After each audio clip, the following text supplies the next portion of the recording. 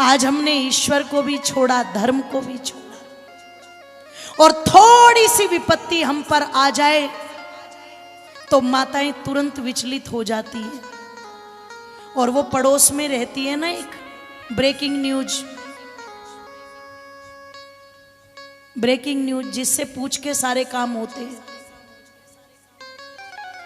पता लगा वो घूमती रहेगी घर घर में, और उसके सामने यदि किसी ने कह दिया, क्या बताऊं बहन, ये भी बीमार पड़े, मैं भी बीमार पड़ी हूं ना, बच्चे ठीक हैं, काम धंधा भी ठीक नहीं चल रहा, तो वो ब्रेकिंग न्यूज तुरंत क्या बोलती है आपको दिखाई लेते। कभी किसी ने कुछ बोलो करवाना दिया तो आप तो पूछोगी, बोले कठे दिखाऊं, पूछोगी ना आप, तो कहां दिखाऊं, तो फिर वो एड्रेस देगी, फला शाने के पास चली जा। अब शाना किसको कहते हैं? शाना जो 15-15 दिन तक तो नहाता ना हो, 1-1 किलो मैल चढ़ा पड़ा हो, जिस पर बदबू मार रही हो, दांत सड़े हुए, मुंह से दुर्गंध आ रही हो, बाल बिल्कुल चुड़ैल की तरह जिसके खड़े हो, है ना, उसे क्या कहेंगे? शाना उसे कहेंगे। बोले उसके पास चली जा, वो उपाय बता देगा। अब यदि तुम उसके पास जाओगे तो वो इतना पागल तो है नहीं, उसको पता है, उसको जानकारी है कि तेरे पास में जो आएंगे वो दुखियारे ही आएंगे, सुखियारे तो आएंगे नहीं, उसे पता है। और 2, 4, 5 बात उन्होंने ऐसी रट रखी है कि वो तुम्हें पूरी तरह से विश्वास दिला देते हैं। तुम बैठ जाती हो हाथ जोड़ के, दुख वाला मुंह बना करके, और वो शाना देखते के साथ में कहता है मैंने देख लिया, बस तुझे कुछ कहने की जरूरत नहीं, देख लिया मैंने पूरा, आगे से पीछे तक का सारा देख लिया। और क्या देख लिया कि ना तो धन टिकता घर में, सब बीमार रहते हैं, और भी कष्ट बहुत सारे चल रहे हैं। अब 2-4 बात वो ऐसी बताता है कि तुरंत हाथ जोड़ करके उसके पैरों में सीधी लेट जाती है।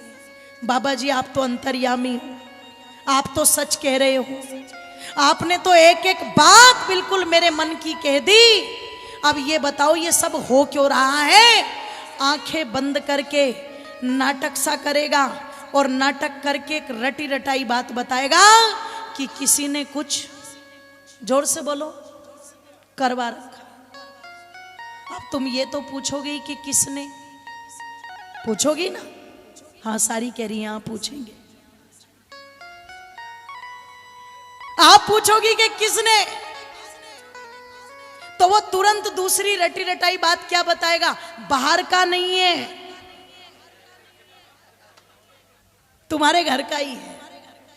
अब घर में पता लगा सास बहू में भी चलती रहती है, देवर देवरानी में भी चलती रहती है, जेठानी देवरानी में भी चलती रहती है। तो पता लगा जो थोड़ी सी दरार घर में आई थी वैचारिक, उसको उस मूर्ख ने बढ़ा करके बड़ी कर दिया कि नहीं कर दिया? क्योंकि तुम्हारी शंका तुरंत वहां जाएगी, बोले वही होगी। अब बोले इसका उपाय बताओ, तो वो क्या उपाय बताएगा? चौराहे में 4 बर्फी, 1 नारियल, बिंदी का पत्ता, चूड़ी का डब्बा, कंघा शीशा, लाल सिंदूर, ये सारे धर दिए। और देखो टाइम, देखो इसका टाइम कितना अच्छा है। या तो रात के 12 बजे धरिए या दिन के 12 बजे, और जब धरने जाएगी तो किसी के भी साथ में, जोर से बोलो, बोलिए मत, नहीं तो वहीं असर खत्म हो जाएगा सारा।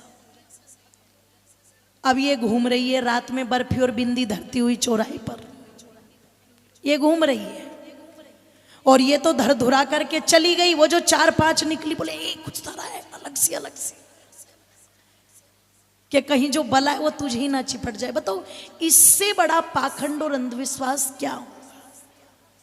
मैं सच बताऊं, कई बार बचपन में हमें नहीं पता होता था, हमें नहीं पता होता था, तो जहां भी वो धरे रहते थे ना, पता लगा हम लोग क्या करते थे, वो तुरंत एकदम पैर मारा, कोई चीज इधर खिंडा दी, कोई इधर खिंडा दी, है ना, कुछ नहीं हुआ।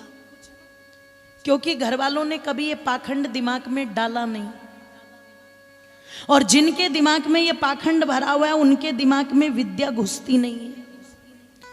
वो तो तुरंत बोल देती है, तुरंत बोल देती है, बोले जी दुनिया में सब चीज होती है, आप मानो या ना मानो। मैंने कहा नहीं, मैं तो बिल्कुल मानती हूँ, सब चीजें दुनिया में, दुनिया में अच्छाई है, दुनिया में बुराई है। तुम अच्छा करो तो परमात्मा तुम्हारा अपने आप अच्छा करेगा कि नहीं करेगा बोलो, और तुम बुरा करने के लिए जाओगे तो कहीं ना कहीं कुछ बुरा तुम्हारे साथ भी, जोर से बोलो, होगा कि नहीं होगा। आज तक बुरा करके किसी का भला संसार में ना तो हुआ है और ना कभी, जोर से बोलो, हो सकता, कभी नहीं हो सकता। और ये जिन शाने सपटों के चक्कर में आकर के माताएं इस प्रकार के विचित्र कार्य करती हैं, मैं एक बात तुम्हें बता दूं गारंटी दे करके, जिस घर के अंदर ये शाने सपटे घुस गए, मुझसे लिख करके लेना, वो घर कभी बस नहीं सकता।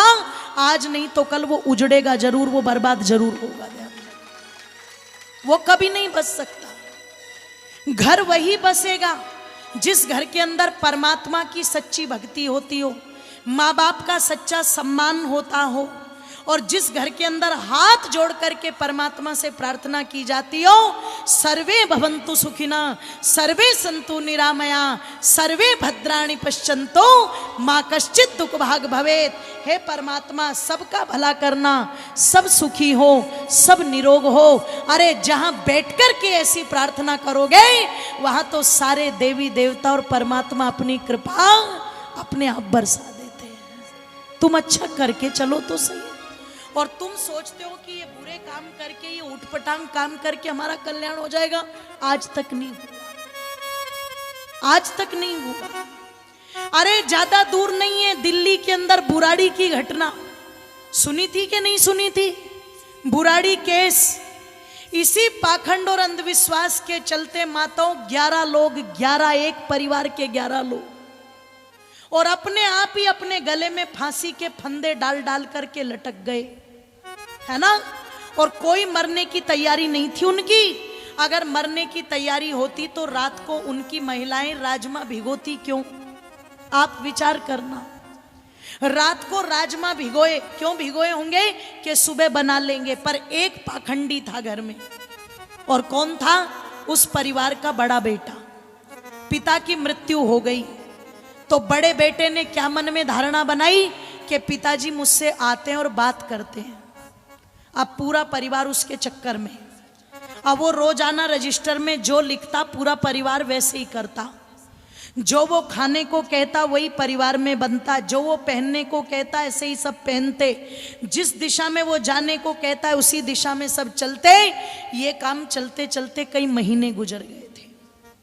एक दिन पता नहीं, वो तो मानसिक रोगी रहा होगा, पर उस मानसिक रोगी के चक्कर में पूरा परिवार, एक दिन उसने रजिस्टर में लिखा कल पिताजी आएंगे और हम सबको ऐसे ऐसे करना है, एक दूसरे के हाथ बांधने हैं और गले में फांसी के फंदे लगाने हैं, और ऐसी स्थिति में आकर के पिताजी अपने आप दर्शन दे के जाएंगे। फिर हम वो फंदे निकाल देंगे, एक दूसरे के हाथ खोल देंगे और हम सबकी मुक्ति हो जाएगी, जीते जी मुक्ति हो जाएगी। माताओं ने रात में राजमा भिगोया कि सुबह सब्जी बनाएंगे। आप विचार करना, पूरे परिवार के 11 सदस्य, 11 सदस्य, जिसमें 80 साल की एक बूढ़ी माँ है ना, खुद वो भाई, उनकी पत्नियां, आगे उनके बच्चे, छोटे छोटे बच्चे तक भी थे। माताओं, एक लड़की जिसकी 2 महीने पहले सगाई की थी, बड़े की लड़की थी, वो सारों के गले में एक दूसरे ने फंदा डाला, हाथ पीछे बांधे, और 11 के 11 सदस्य फांसी पर लटके रहे। 11 की लाशों को उतार करके पुलिस वाले ले गए। आप चिंतन करो, केवल पाखंड और अंधविश्वास के चलते हुए। बंगाल के अंदर एक माँ की 2 लड़कियां थी, एक लड़का कुएं में गिर गया। जब कुएं में गिरा तो उसे निकाला गया तो गांव वालों ने कहा ये तो मर चुका है, प्राण इसके शरीर से, जोर से बोलो, निकल गए। एक तांत्रिक वहां से निकल रहा था, उसने कहा तेरे लड़के को मैं जिला दूंगा। तो बोले जिला दो। कि इसके लिए कीमत देनी पड़ेगी, कि सब कुछ देने को तैयार हो पर मेरे लड़के को जीवित कर दो। उन्होंने कहा कीमत तो देनी पड़ेगी लेकिन बलिदान भी देना पड़ेगा। बोले किसका? कि किसी अपने का ही बलिदान देना पड़ेगा। ओ मेरी माताओं, कितनी अंधी रही होगी वो बंगालन माँ, उसने कहा ये मेरी दोनों लड़कियां ना, इनका बलिदान ले लो, मुझे नहीं चाहिए लड़की, मुझे तो मेरा लड़का चाहिए, इन दोनों की गर्दन काट दो पर मेरे लड़के को जिला दो। ओ माताओं जरा चिंतन करना, लड़के की लाश को रख करके कमरे में और तांत्रिकों से पूजा करवाई और अपनी आंखों के सामने अपनी दोनों बेटियों की गर्दनें कटवा दी। दोनों बेटियों की गर्दन काट करके पता नहीं क्या खिला करके वो तांत्रिक गया, जितना भी सोने के गहने थे, चांदी के गहने थे, नगदी थी, सारा का सारा लेकर के भाग गया। लड़का तो पहले ही मर चुका था, पागलपंथी में आकर के दोनों लड़कियों की भी गर्दन कटवा दी, आज जेल में पड़ी हुई है वो। चिंतन करना, विचार करना। ये कई बार होता है ना प्राण प्रतिष्ठा, प्राण प्रतिष्ठा आपके यहां भी होती है कि नहीं होती है? प्राण प्रतिष्ठा है ना, प्राण प्रतिष्ठा कर देंगे। मैं तो कई बार कहा करती हूं, किसी की मृत्यु हो जाती है, अगर इतने प्राण डालते हो तो उनमें भी तो डाल दो, उनमें भी तो डाल दो प्राण, पता लगे। मैंने तो एक जगह प्रश्न कर लिया था, प्राण प्रतिष्ठा करा रहे थे, मैंने कहा कैसे कराओगे? वेद के मंत्र पढ़ के कराएंगे। मैंने कहा कौन से मंत्र पढ़ोगे बताओ हमें, कौन से मंत्र पढ़ोगे? तो बोले ये मंत्र पढ़ेंगे। मैंने कहा इन मंत्रों का अर्थ है कि वही परमात्मा प्राणों का देने वाला भी है और वही परमात्मा प्राणों का, जोर से बोलो, इसलिए उस प्राणों के प्राण परमात्मा का एक नाम प्राण भी है। ये मंत्र का अर्थ तो ये है। बोले जी हमें नहीं पता, हमें तो जैसे बता रखा है हम तो ऐसे ही करवाते हैं। मैंने कहा तो ये बताओ आपके घर में आपकी किसी की मृत्यु हुई कि नहीं हुई? बोले 2 साल पहले मेरे पिताजी मरे थे। तो मैंने कहा पिताजी से प्यार था या नहीं था? बोले बहुत प्यार था, मुझे तो अपने पिताजी के जाने का बड़ा दुख हुआ, कई दिन तक मैंने भोजन भी नहीं किया, कई महीनों तक मैं ठीक से सोया नहीं, इतना दुख मुझे मेरे पिताजी के जाने का था। मैंने कहा जब पिताजी की मृत्यु हुई तो शरीर में आंखें थी कि नहीं थी? बोले थी। मैंने कहा नाक थी कि नहीं थी? बोले थी। मैंने कहा कान थे कि नहीं थे? बोले थे। मैंने कहा नस नाड़ियाँ थी कि नहीं थी? बोले थी। मैंने कहा रक्त हड्डियाँ थी कि नहीं थी? थी। बोले सारी थी। मैंने कहा सब कुछ था, केवल क्या नहीं था? अरे बोले प्राण नहीं थे। मैंने कहा जब इतना प्यार पिताजी से करते थे और पिताजी के शरीर में सब कुछ था तो पिता के शरीर में प्राण क्यों नहीं डाल दिए? उन्हें क्यों नहीं जीवित कर दिया आपने? तो क्या कहता है? बोले जी ये तो आप भी जानते हो, ये सब खाने कमाने के तरीके हैं, नहीं तो ना तो किसी में मनुष्य प्राण डाल सकता और ना मनुष्य किसी के प्राण, जोर से बोलो, निकाल सकता।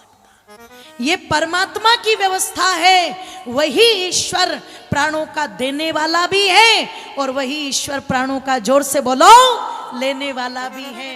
पर ढोंगी पाखंडियों ने 2 बेटियों की गर्दन कटवा दी।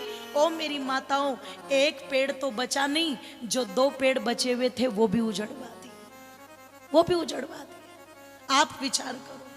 इसलिए कह रही हूं इन ढोंगी और पाखंडियों के चक्कर में मत आना। ये तो बहुत बड़ी कृपा महर्षि दयानंद की हो गई जिन्होंने आकर के हमें बचा लिया।